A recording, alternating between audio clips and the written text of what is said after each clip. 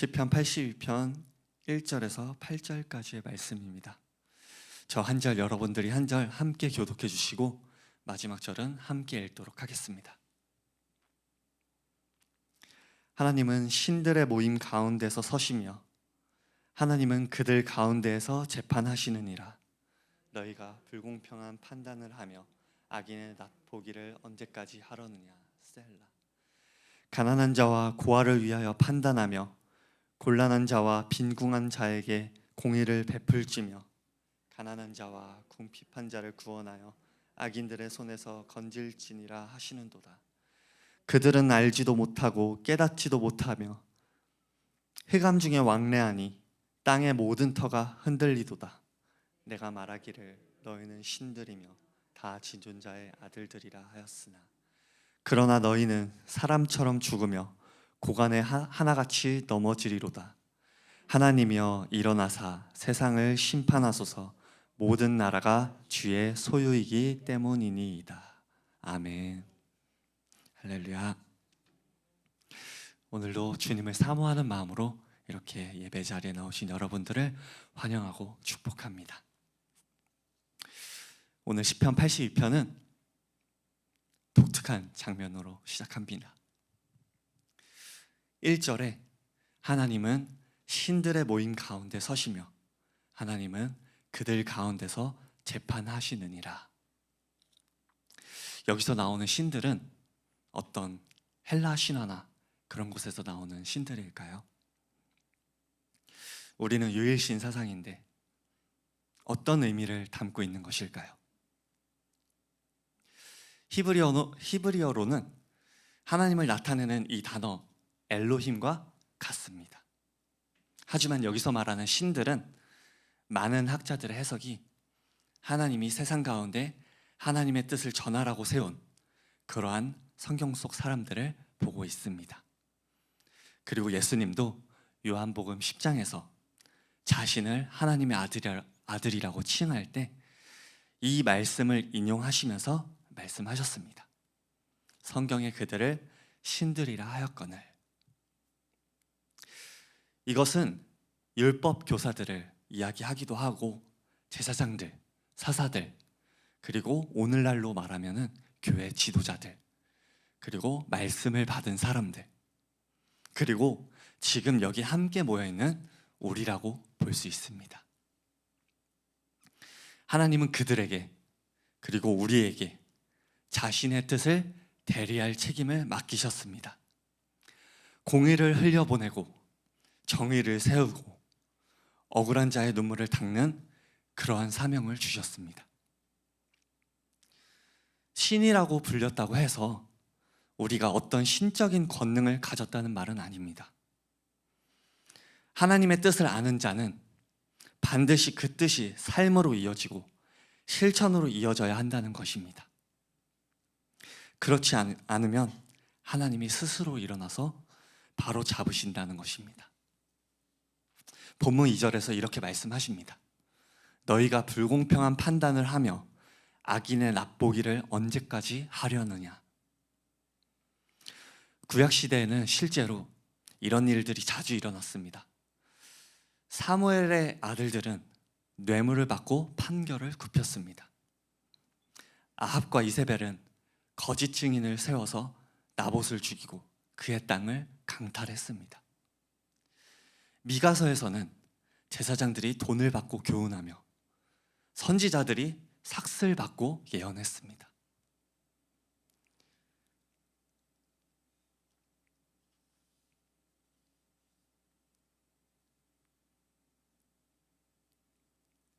그렇게 받는 자들은 외쳤습니다. 여호와께서 우리 가운데 계시지 아니하냐.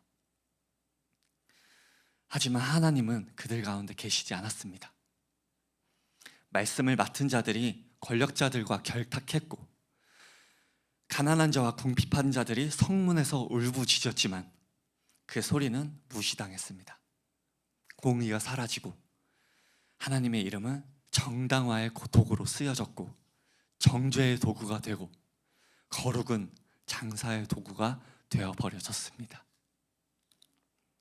사랑하는 성도 여러분, 지금 우리 시대는 어떤가요? 우리는 지금 성문 밖에 서서 우는 자들을 보고 있나요? 아니면 우리 자신이 이미 성문 안에 그렇게 지금의 자리가 너무 익숙해진 건 아닐까요? 사실 지금은 성경 배경처럼 육체적 결핍보다는 정서적, 정신적 결핍이 더 깊은 시대입니다. 얼마 전에 마음의 어려움을 겪고 있는 지인과 통화를 하게 됐는데, 그 지인이 이제 정신과 진료를 다시 받게 되었다고 얘기를 했습니다. 근데 그 근처 병원이 4개나 되는데 정 씨가 그 병원 진료를 예약하고 진료를 받으려면은 몇 달의 시간이 걸린다고 하더라고요. 겨우 진료 받을 수 있는 그런 병원을 찾았다고 해서 다행인데, 그만큼 아픈 사람들이 많은 시대를 살고 있는 것을 우리가 볼 수 있습니다.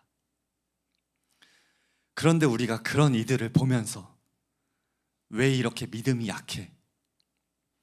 그건 기도가 부족한 거야.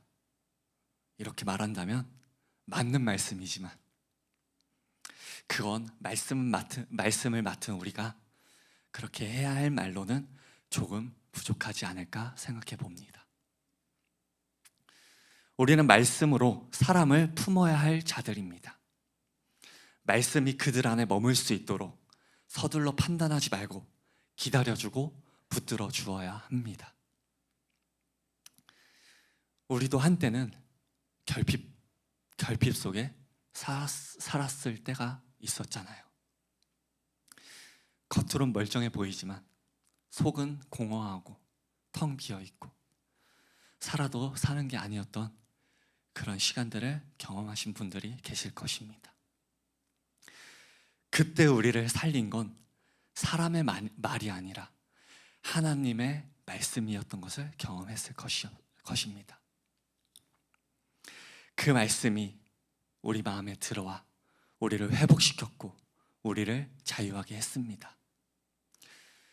그러니 지금 우리가 해야 할 일은 이것입니다. 말씀이 다른 사람 안에도 들어가도록 도와주는 것, 정죄하지 말고 외면하지 말고 품고 기다리는 것, 그것이 우리가 할 일입니다. 본문 6절 7절을 보면 이렇게 말씀해 주고 있습니다.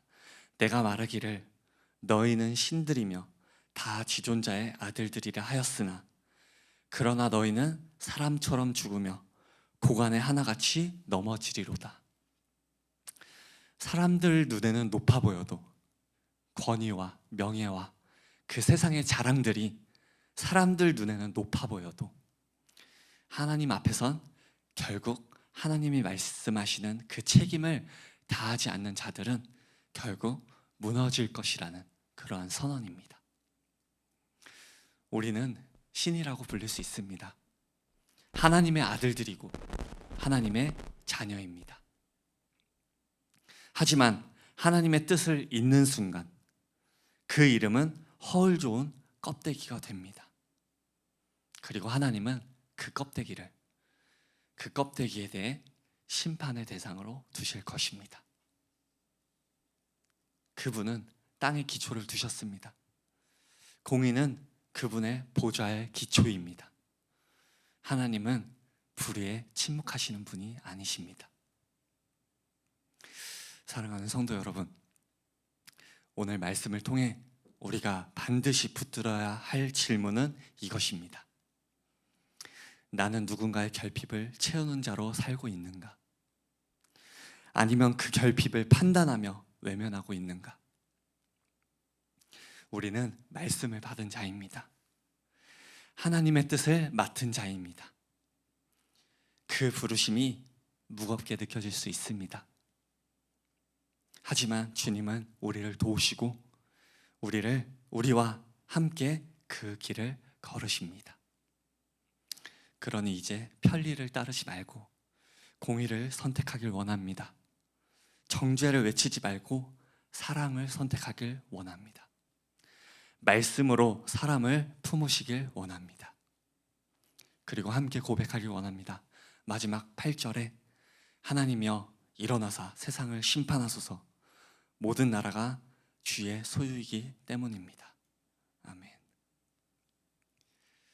저희가 오늘도 그리고 앞으로도 정말 주님의 주권을 인정하며 정말 주님의 말씀으로 우리 주변에 정말 사랑으로 말씀을 전하는 저희가 될 수 있길 원합니다. 기도하시겠습니다. 하나님, 오늘도 부족한 종을 통해 말씀을 나누게 하시니 감사합니다.